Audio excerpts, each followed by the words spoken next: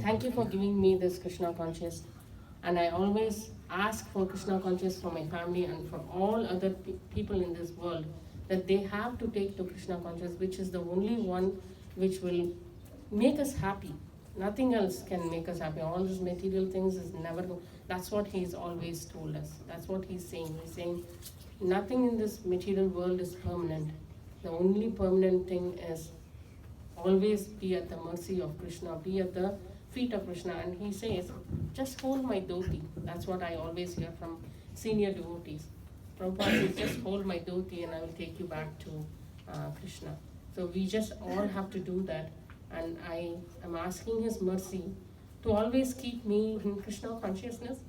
And I also ask him to bless all the souls and all my family members to always be in Krishna conscious, because nothing else gives us happiness other than being at the feet of our Guru.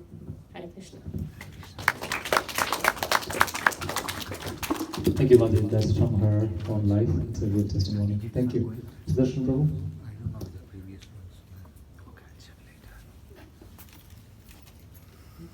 Battery low, 20%. It will last half an hour. Hare Krishna. Namo Shivaya Krishna Prasad Bhutale Shrimati Bhakti Vedanta Swami Nityananda. So,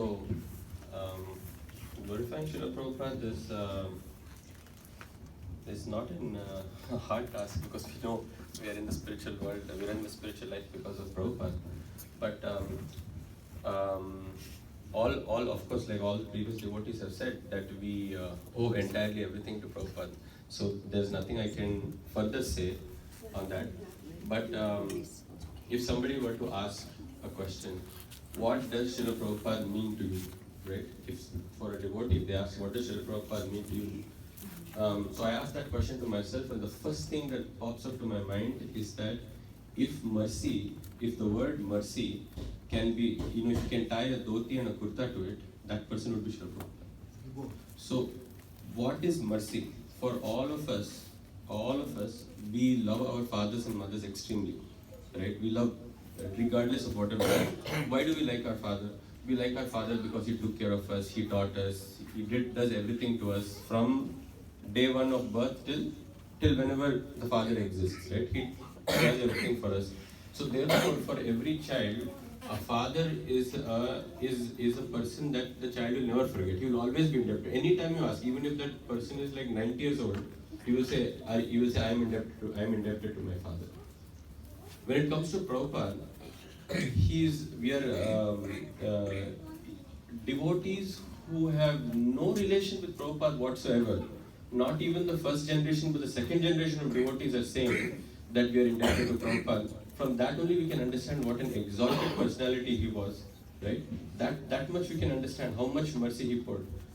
When he had come, like Prabhu mentioned, when he had come to the West in the late 60s, Indian culture was practically it was not like what it is today, right? So nobody knew anything about India. All they knew about India in the 60s was that India is a land where people do yoga. Yoga was the only thing that people knew. So Prabhupada had to literally start from scratch. Matajis did not know how to wear sari. He put the sari on his body, put the pleats, folded it, shown how to wear sari. Believe me, take my word for, like, just take it blanketly. Visit any ISKCON center in the world right now. They make better chapatis, gulab jamun, sabjis than any Indian person can ever make. Perfect chapatis. Salt and pepper on the dot. You'll never make a mistake. My father always keeps telling my wife that your spice levels are always high. She's been cooking for years together. Still, it's never right. But if you ever have prasadam made by any white devotee, their sabji is perfect, their chapati is not burnt, perfectly puffed, perfect, everything's perfect. How is that possible? All the cookbooks, today we're not displayed the books. The cookbooks written in ISKCON are not by Indian people. They're all written by white people. Adiraj Prabhu, what's our famous? Kurmadas Prabhu. He's so famous that the number one restaurant in Australia is Govinda's. The number one restaurant, not any non-vegetarian restaurant. Govinda's is number one. So, Prabhupada has literally taught how to cook, how to eat. and even how to wash yourself after everything, how to take bath, how to wash. Like Mataji was saying, turned hippies to happies. Hippies means everybody was doing opposite. He turned them to, into such good human beings, civilized human beings, even better than what we are. Right? Anybody from Surat here? Anybody? Oh, there you go. Surat is known for diamonds in the world, right? And many people in Surat, they get these raw diamonds and they polish. One of my good friends, father is over, he used to come here, he's also a diamond polisher. So, diamond is not found somewhere on the plant or outside somewhere on the road. It's found deep in the bowels of the earth. They take it out, they wipe out all the dirt, they put it in the fire, for a long time keep rotating. One diamond may cost, I don't know, $5,000, $10,000, but the hard work behind bringing the diamond to that particular place is a long process, right? So, Prabhupada, the component of mercy is defined as, if I'm telling you that you are giving me mercy, or if a teacher is giving mercy to a student, means he's giving his time, he's giving his tolerance, he's giving his patience to teaching you certain things so that you can come up well in your life, right? So like that, Prabhupada took all these so-called, we are not authorized to call them dirt stones, but he caught each and every one of these stones, kept on polishing them, putting them in fire, polishing them, making them shine, and today they're all diamonds, right? We can't even imagine that, there is a verse that we say before our class every time. We say, Mukam Karoti Vachalam. That means a person who cannot speak is giving big classes. Pangum Langaya Tegirim. That means a person who is lame, crippled person is able to walk up the mountain. Mukam Karoti Vachalam, Pangum Langaya Tegirim, Yat Kripatamaham. This is the mercy of the spiritual master. The spiritual master can make magic happen. And think about it. How many people do we know, like Prabhupada? Prabhupada did his disappearance past time in 1977. Today we are sitting in 2023. That's almost like how many years now? We're like at easy 40, 50 years. 46 years. We're 46 years. And still we're remembering that personality. Still, my grandfather passed away like a couple of years ago. I still love him. I don't say I don't love him, but I can't remember him like this. Right? He was a nice person. But Prabhupada, 46 years, still people are, showing love and devotion, like Prabhupada is still walking around this room somewhere around here, right? So that in itself tells us that how merciful Srila Prabhupada is. And, there are many anecdotes, that we could share, but I'm just trying to think of one of the anecdotes that just came to my mind and went, there was this one devotee who had come specifically, he was an 11 or 12-year-old boy, and he was a thief by nature, and he was in India, he went to jail, and he has a very bad history. In jail, he had got a paper, and in the paper he saw Prabhupada, and in Prabhupada's hand he saw a watch. His idea was, as soon as I get released from here, I'll steal Prabhupada's watch, wherever this person is coming, because the watch looked very shiny. So at that point, he went, and then as soon as he was released from jail, he went to this so-called place. It was in Bombay. And he showed this photo to the devotees over there. When is this man coming? He said, he's not here, he'll come after 1 month or 2 months or whenever it is that he's coming. So then he said, then those devotees invited you come and stay with us. So he stayed with them, and they fed him prasadam, and he was doing all the services in temple, cleaning, cooking, cutting the grass and all of that. He was doing every activity. Even one of the devotees one day said, you're doing so much services, why don't you come and join us? Why don't you shave your head? He said, okay. So they shaved his head off also, right? And then he was started following everything. He became a very strict person. And then after some days, he heard from their congregation that Prabhupada is visiting Hyderabad. So he told his temple president that I have to go and visit Prabhupada. I want to go to Hyderabad. So he went off to Hyderabad. In the Pandal program, in those days, we're talking about in the 70s. Prabhupada's preaching was not for Indian audience, it was primarily Western audience. And in India also there were a lot of Westerners at that time. So in the front row, Prabhupada was watching all white girls, white boys and everything, and then one Indian boy somewhere in between, like a black spot among white cream, right? So he was sitting over there, and Prabhupada was wondering, where did this fellow come from? And he was, in the whole lecture, he was thinking about this person.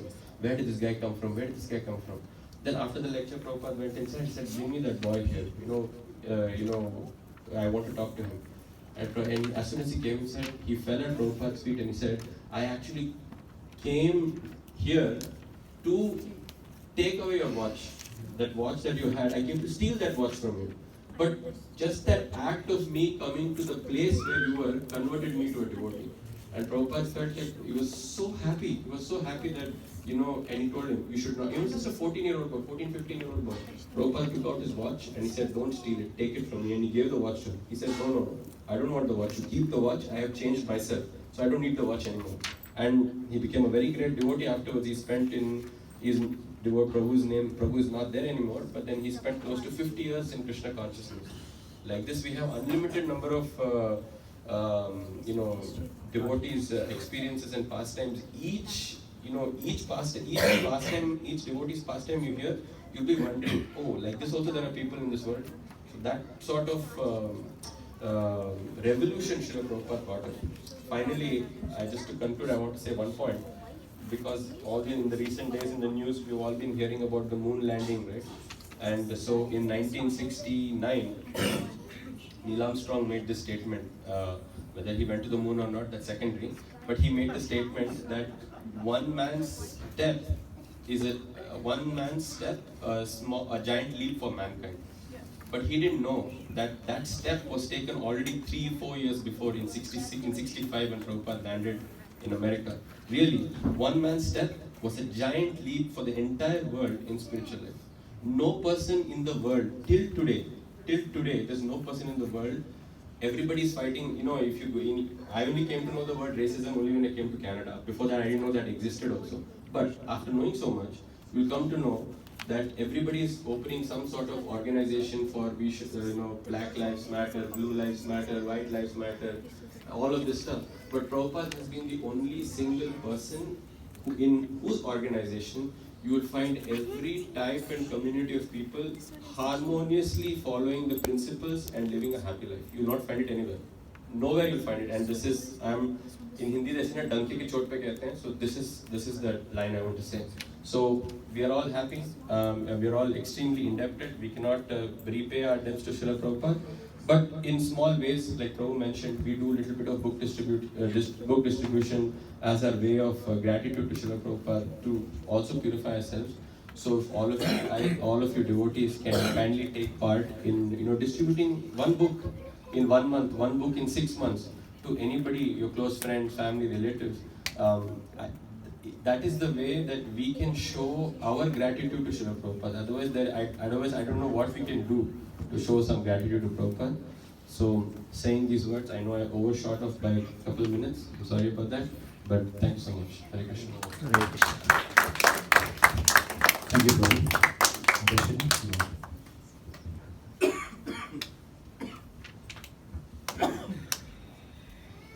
Hare Krishna. I won't take much time. So I was just, quickly, meditating on Srila Prabhupada's qualities, and I just want to quickly touch upon, 3 qualities. Srila Prabhupada, everybody has been glorifying all his qualities, but when we talk about mercy, one incident, very strongly comes to my mind about Srila Prabhupada's mercy. Right? We've all heard. One is when he was in Sridham Mayapur, he was just sitting peacefully by the window, and Srila Prabhupada was having prasadam. So as he was taking prasadam, a small cockroach comes in. And so he just looks out of the window. It was not the cockroach. He just looks out of the window, and he sees there is a pile of prasadam which is eaten by devotees. The leaves have been thrown over there. So he sees that, and he sees 2-3 dogs coming over there, and full starving out of hunger. Those dogs are eating from those plates there. Srila Prabhupada just sees that, and then he starts crying, right? He starts profusely crying. And then why, the disciples around him ask him why he was crying. And that time Srila Prabhupada says, just look at those dogs, suffering so much. They are so hungry. They're starving. So he empathizes with the, and he was saying, he was saying how, those dogs have to suffer so much. They have to go through so many life cycles. And in each life cycle, in each time we take birth, we go through innumerable amount of sufferings, right? So he was actually feeling that suffering of those dogs who were eating from a pile of things there. So what this goes on to say, yes, one is about the mercy aspect, and Prabhupada just saw everybody on the level of the soul, right? So for Srila Prabhupada, the dogs, human beings, everybody, end of the day, everybody was suffering, and he had to somehow end them. Another aspect is about Srila Prabhupada's humility. So Srila Prabhu was mentioning about how the first temple that Srila Prabhupada started was Matchless Gifts, and this is in New York. It's in the heart, downtown heart of New York. And there, if you go, we just recently went, a couple of years ago, we went to that store. There, if you see, it's a very, very small store, right? And every week when Prabhupada used to have programs there, he used to cook prasadam himself. He used to make rice, dal, jamuns, that was very famous. He used to make everything and he used to bring it. Can you imagine at 70 years? And when we actually, at the back of that, there is this place where he used to cook. So we could kind of go up and see that place also. I mean, not inside, but we could have a glimpse of it. So it is up at least 4 or 5 stores. And the stairs connecting to up there is just a narrow, very, very narrow, those iron kind of staircases that you have. And it's very dangerous. The railing on the side is also not there. That is today's situation. 50 years ago, I don't even know how it was. So Srila Prabhupada used to cook there, personally take those vessels, everything, come down and serve prasadam to everybody. And not just that, and it was served in steel, plates. And after everybody was done eating the prasadam, these were all, the hippies, the local devotees, local people who used to attend Srila Prabhupada's program. So Srila Prabhupada, after the program was over, nobody washed their plates. Everybody just left their plates, washed their hands. They didn't even know, how they had to honor Indian food, and if they had to wash hands, nothing. Srila Prabhupada personally washed their plates. Can you imagine? He's such a big sannyasi, coming from such a big standard. Can you imagine if we just imagine ourselves in that situation, without any sort of a hindrance, would we just so openly do it? That was his level of humility. He would wash plates for a very long time. Srila Prabhupada personally washed everybody's plates, and that's how he served prasadam. So like this, there are many, many, incidents. These are my favorite incidents. To me, Srila Prabhupada, Krishna is, what I always feel is Krishna, Chaitanya Mahaprabhu, Nityananda Prabhu, they're all very far away. This is my personal opinion. It's very hard for me to get attracted to them. But when I hear about Srila Prabhupada, I haven't seen Prabhupada personally. By the time I was born, of course, Prabhupada was not on this planet. But when I hear about Srila Prabhupada, when I hear his disciples talking about him, when I hear his pastimes and everything, I just get so attracted to this personality, and I just feel so inspired. So for me, Srila Prabhupada, I would say, is the single most inspiring factor. Very honestly, I'm telling in front of all of you today, it's very far away for me, for Krishna, Chaitanya Mahaprabhu, everybody. Because Srila Prabhupada's mercy, I feel I can, relate to Srila Prabhupada. I can go to Srila Prabhupada anytime I have any problem in my life, material aspect, spiritual aspect, talk about it. And we all have that ability, we all have that opportunity to have that relationship with him. That's the thing. Srila Prabhupada, even though he's not on the planet today, he has said many times before he left this planet that whoever is in ISKCON is under my shelter. So he may not be on the planet today, but every single one of you, every single child, right from the smallest here, my son Govinda, is under Srila Prabhupada's shelter. All we have to do is just remain under the shelter of Srila Prabhupada and ISKCON, and we will be fine. And we will eventually get to wherever we have to get to. So that is very inspiring. That is, my source of inspiration. And last one thing I would like to say is Srila Prabhupada always said, think of Krishna always and make your life sublime, make your life successful. But I would just add one thing to it. If you cannot think of Krishna, that's fine. Just think of Srila Prabhupada always, every single day, till your last breath. And it's as good as thinking of Krishna, and your life will be successful. So if Krishna is far away for you, get attracted. There is Srila Prabhupada's Leelamrita. On YouTube, there is something called Memories of Srila Prabhupada. If you go start hearing them, you will get to know what he really was. So even though we cannot see him and we cannot personally associate with him today because he's not here, if you hear all that, we will get to know what Srila Prabhupada was. So if we understand what Srila Prabhupada was, if we try to please him, trying to please Krishna is easy or not, I don't know. But trying to please Srila Prabhupada, I know is very easy. And what he wants is just our sincere attempts. So it's very easy. So if we can develop that bond with Srila Prabhupada in this lifetime, our life is successful, even if we cannot directly, personally get that relation with Krishna. Because we are connected to Krishna through Prabhupada. Hare Krishna. Hare Krishna. Thank you, Lakshana. Now we will request Anantama Prabhu to speak a few words on Srila Prabhupada. Hare Krishna. So today we are here to honor Srila Prabhupada. So Srila Prabhupada, one of the unique contributions about Srila Prabhupada was he was in 1896 appeared in this world, and it was a prophecy that there would be one person who would spread Krishna consciousness all over the world. And Srila Prabhupada, on the basis of his order of his guru, went outside of India, which was considered, for a sannyasi, they don't really leave India. If you left the country by boat or whatever, you're considered to be like a mlecha, which is like outside of the Varnashram system. So Prabhupada took that risk at age 69 when he left. Usually that time, at that age, you were thinking about retiring, doing your own bhajan in Vrindavan. But Prabhupada went out and he wanted to somehow serve his spiritual master.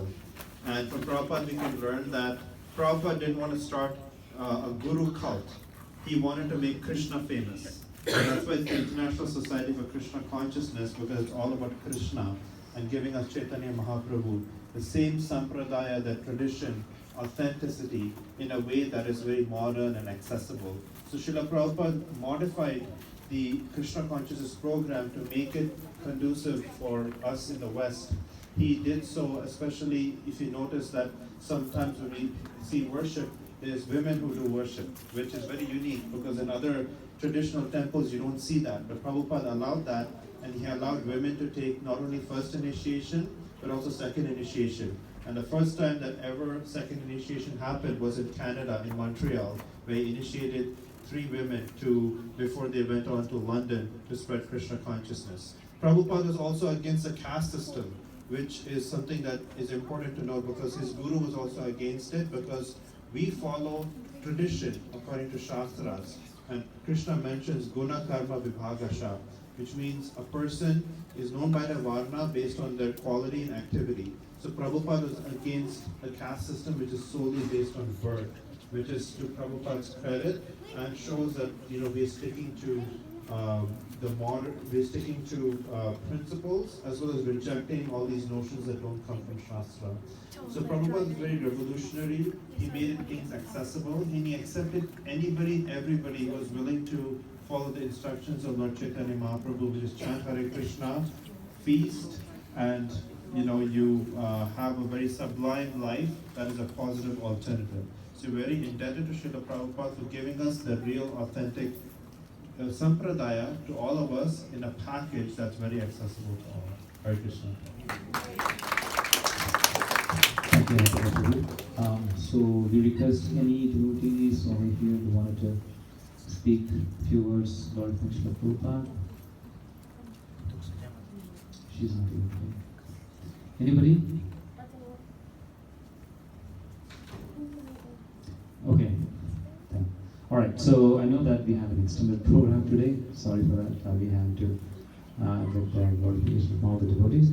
So we will be having the Aarti now, and followed by the rest of the Aarti. Okay, Hare Krishna.